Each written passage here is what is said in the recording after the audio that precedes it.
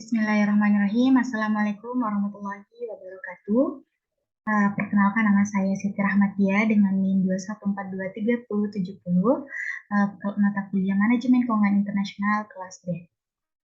Ya, baik, sebelumnya saya ingin mengucapkan terima kasih kepada Bapak Anam Garbo selaku pengampu mata kuliah Manajemen Keuangan Internasional karena telah memberikan saya kesempatan untuk memaparkan sedikit jawaban saya tentang mengenai ujian tengah semester tahun ini. 2022-2023. Oke, langsung saja.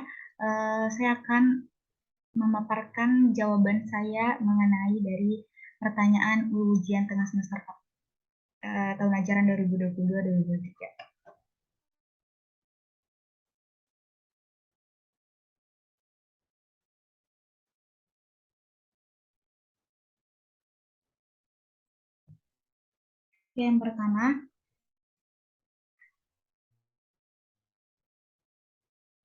pertanyaannya adalah bagaimana pendapat dan keyakinan Anda dalam menjelaskan urgensi proses derivasi mata uang?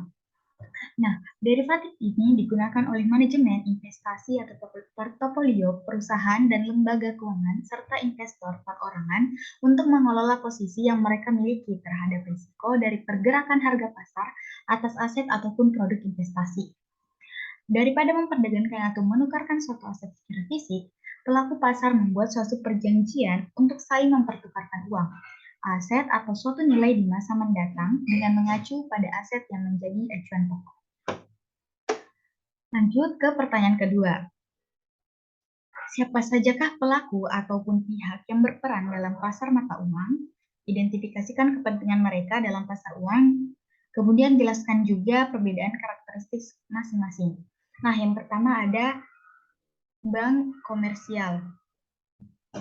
Bank komersial ini memainkan tiga peran penting. Yang pertama itu ada bank meminjam di pasar uang untuk mendanai portofolio pinjaman mereka dan untuk memperoleh dana. Peran penting kedua ada bank di pasar uang adalah sebagai dealer di pasar derivatif suku bunga tanpa melalui bursa. Dan peran ketiga yaitu bank di pasar uang adalah untuk menyediakan sebagai imbalan atas biaya komitmen yang membantu memastikan bahwa investor di sekuritas pasar uang akan bayar tepat waktu. Yang kedua ada pemerintah. Pemerintah ini dalam pasar uang adalah menghimpun dana dalam jumlah besar. Hal ini bisa ditempuh melalui berbagai cara seperti menerbitkan surat berharga atau menjual kewajiban jangka pendek. Yang ketiga ada perusahaan.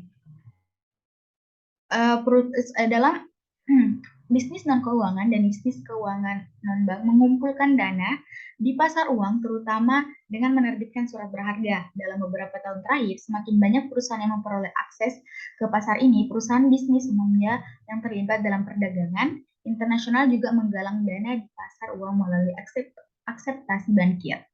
Selanjutnya adalah bursa berjangka. Kontrak berjangka pasar uang dan opsi berjangka diperdagangkan di bursa terorganisir yang menetapkan dan menegakkan aturan perdagangan. Kontrak berjangka pasar uang adalah perjanjian standar untuk membeli atau menjual sekuritas pasar uang pada harga tertentu pada tanggal tertentu di masa depan.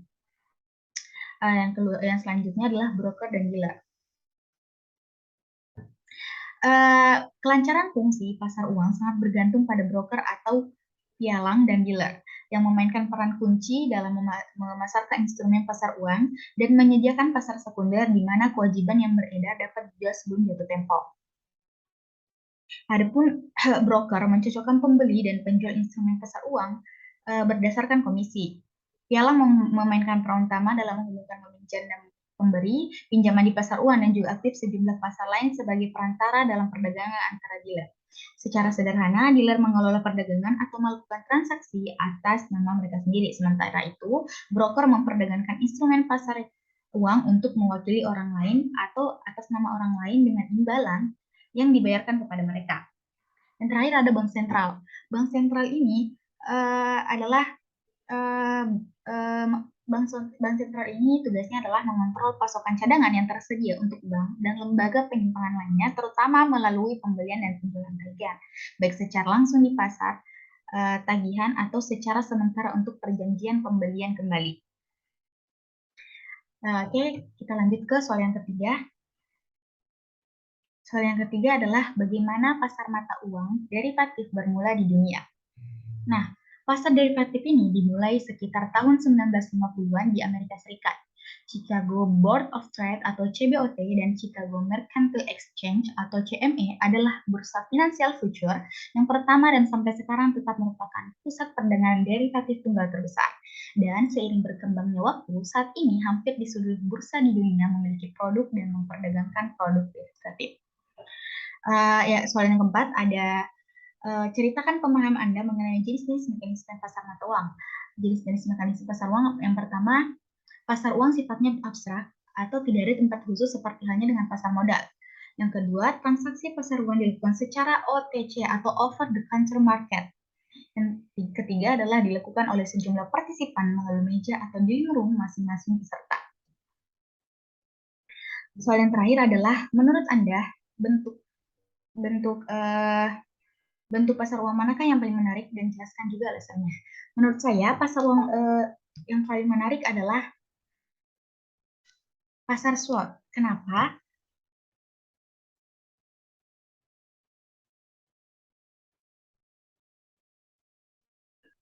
Karena pasar spot adalah pasar yang memfasilitasi transaksi penukaran di mana mata uang yang dilakukan di bank dan money charger dengan segera. Transaksi di pasar spot ini juga biasanya dilakukan saat kita sedang berlibur ke luar negeri. Nah, di mana para trader biasanya memainkan transaksi yang ada di pasar spot juga nih. Nah, misalnya ketika kita sudah masuk ke liburan masa sekolah, pada permintaan dolar Singapura akan bertambah karena banyak keluarga yang akan pergi ke Singapura juga. Oke, cukup sekian jawaban. Itulah beberapa jawaban dari pertanyaan-pertanyaannya. Mohon maaf apabila pertanyaan saya mungkin tidak sesuai dengan jawaban atau mungkin masih kurang, karena saya juga masih belajar. Dan kurang lebihnya mohon maaf. Syukuran. Wassalamualaikum warahmatullahi wabarakatuh.